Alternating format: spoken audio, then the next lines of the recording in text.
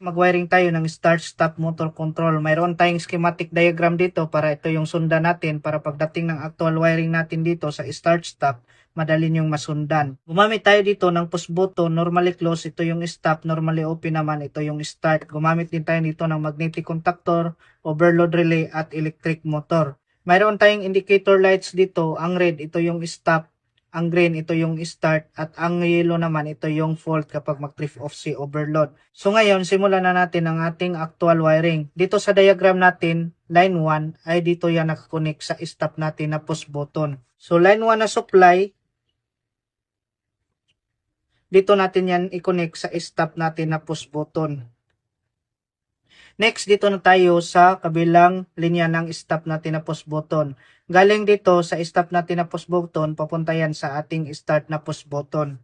So galing dito sa kabilang linya ng stop natin na push button, dito natin yan i-connect sa start natin na push button, dito sa unang linya.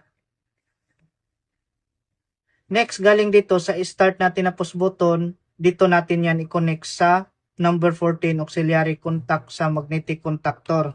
So galing dito sa start natin na push button sa unang linya, dito natin yan i-connect sa normally open sa 14 dito sa magnetic contactor.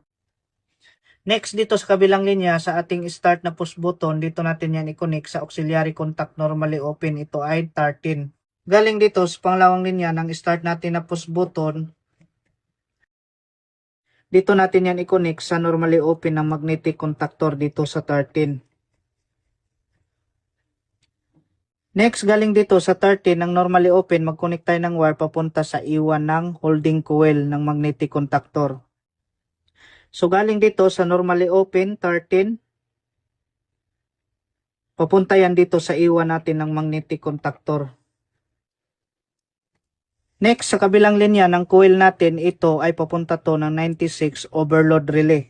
So galing dito sa ito ng magnetic coil, papunta yan dito sa normally closed 96 overload relay.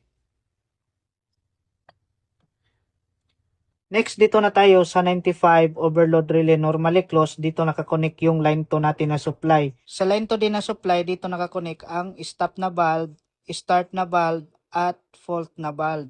So ito yung supply natin dito na line 2. Dito yan nakakonect sa start natin na valve, line 2. At nag-jumper tayo ng wire papunta sa stop natin na valve. At nag-jumper din tayo ng wire papunta dito sa fault natin na valve. So